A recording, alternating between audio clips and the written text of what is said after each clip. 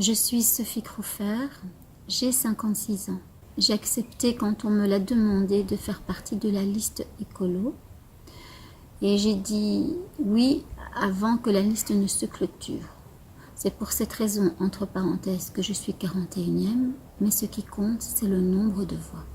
Pourquoi avoir accepté d'être sur la liste électorale? Tout simplement parce qu'aujourd'hui, nous vivons une situation particulière que nous n'avons jamais vécue depuis que l'homme existe.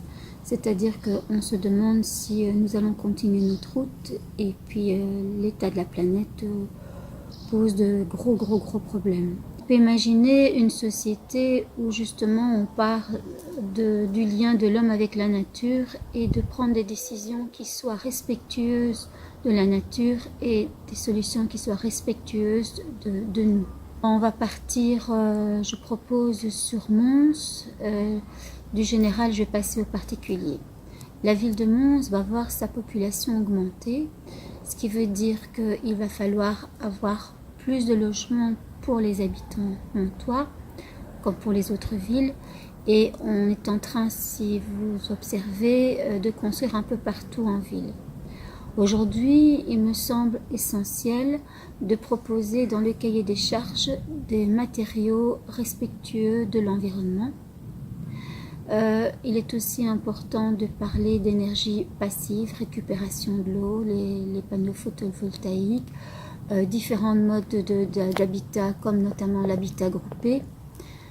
Et puis aussi préserver tout ce que nous avons comme espace vert et de construire en parallèle par rapport aux constructions des espaces où on peut, des petits jardins où on peut se poser et permettre à nos enfants de jouer à l'extérieur. Il est important aussi de pouvoir récupérer les eaux de pluie.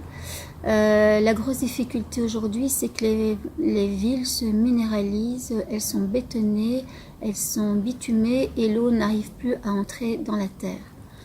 On sait que l'on peut proposer des espaces de terre où l'eau peut y entrer et aussi des trottoirs qui permettent de laisser la pluie s'infiltrer et permettre au cycle de l'eau de se réaliser. Il y a aussi la rénovation et la réhabilitation, et ça, sur ce point-là, c'est un acte et un désir politique que de rénover et réhabiliter toutes les surfaces qui se trouvent au-dessus des commerces pour assainir les lieux et aussi pour permettre, après 18 heures, d'avoir une ville qui continue à vivre avec des petits bars, des petits restaurants et de permettre aux enfants de jouer à l'extérieur dans les parcs. Et si on parle du piétonnier, le piétonnier, il n'y a pas de circulation, l'enfant pourrait jouer comme dans le temps, au ballon, à la corde, en tout cas de pouvoir avoir un espace de rencontre et un espace où il peut se libérer. Je ne suis pas pour les taxes, mais je suis pour que l'on taxe lourdement les spéculateurs immobiliers qui laissent à l'abandon des propriétés, des bâtiments pendant de longues années et qui sont des véritables chancres. Alors aujourd'hui, c'est essentiel d'envisager les villes en quartier comme des petits villages pour que chaque quartier ait son identité et que chaque citoyen puisse avoir à portée de main ce dont il a besoin dans les produits de base. Ça permet de laisser la voiture dans un garage et de pouvoir faire ses courses avec les enfants à pied, à vélo, en trottinette, mais en tout cas désengorger nos villes. Et en plus, ça nous permet de nous réapproprier physiquement le lieu dans lequel on a décidé de vivre. Dans les villages, il me semble important que chaque village ait le même profil, c'est-à-dire que si on choisit de vivre dans un lieu, qu'on puisse faire ses courses dans le lieu si on le désire. On est toujours libre, on va évidemment où on veut, mais qu'on puisse remettre des commerces de proximité avec de préférence des produits de qualité, parce que nous recherchons des produits de qualité, et plus il y aura une demande, plus il y aura une offre suffisante, et ça permettra de donner du travail à de plus en plus de gens qui se tournent vers des métiers, je veux dire, où on produit on est fier de ces productions parce qu'on est respectueux de la planète, qui a une éthique dans la démarche. Revenons l'augmentation de la population en ville, il se pose la question de notre manière de bouger. On est en train de construire des parkings parce qu'on veut accueillir plus de voitures, mais à un moment donné, je pense que c'est l'affaire de tous. Il faut pouvoir changer nos comportements. Garer la voiture dans un garage et rien ne nous empêche justement de vivre dans nos quartiers, dans notre ville, à vélo, à pied, en trottinette électrique, en trottinette, prendre le bus, etc. Mais pour éviter cette circulation qui devient de plus en plus dense et qui devient insupportable. On a une perte de temps et une perte de sens coincée dans cette boîte en métal. Si on fait le transfert sur les villages, les voitures roulent de plus en plus vite dans les villages et il y a de plus en plus de voitures. Et il me semble important de considérer qu'un village c'est un lieu de vie et donc on va diminuer la vitesse parce qu'on rentre dans un quartier où l'on réside, comme c'est un quartier résidentiel. Et ça permettra de retrouver de la sécurité pour nous, pour nos enfants, de pouvoir aller de chez nous jusque par exemple au parc sans s'inquiéter du danger de la circulation. Organiser un marché dans nos villages, c'est quelque chose de tout à fait faisable, mais il faut accompagner le projet pour qu'il puisse prendre forme et offrir un espace pour les producteurs qui offrent de bons produits, qui puissent les présenter en direct. En tout cas, essayer de renforcer les circuits courts. Et aussi trouver un horaire pour que tout le monde puisse y aller, notamment les gens qui travaillent. Donc pensons 15 heures, le moment où on va chercher les enfants à l'école.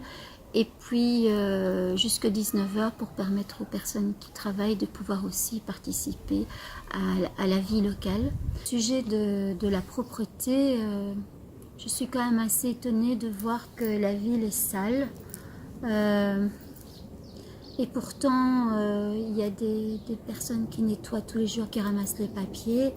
On a des petites machines qui nettoient les trottoirs et on retrouve toujours cette saleté qu'on ne retrouve pas forcément ailleurs. Donc j'en arrive à dire que c'est un problème d'éducation. On peut parler de prévention au sein des familles, au sein des écoles et dans des formules comme la ville essaie de faire pour garder la ville propre. Mais si on ne comprend pas, il faut sanctionner par une amende, mais aussi par un travail d'intérêt public et accompagner, pourquoi pas, pendant une semaine, voire 2 semaines, ces personnes qui s'arrangent pour nous permettre d'avoir une ville propre. Faire de la politique aujourd'hui, c'est avoir une sensibilité environnementale, je dirais même une information dans notre ADN, que ce soit quelque chose de vraiment profond. Aujourd'hui, il nous reste un tout petit patrimoine au niveau des espaces verts et il est essentiel de préserver ce qui nous reste. On ne peut pas laisser la place à tous les promoteurs immobiliers. Je pense que là, il faut se positionner clairement et fermement.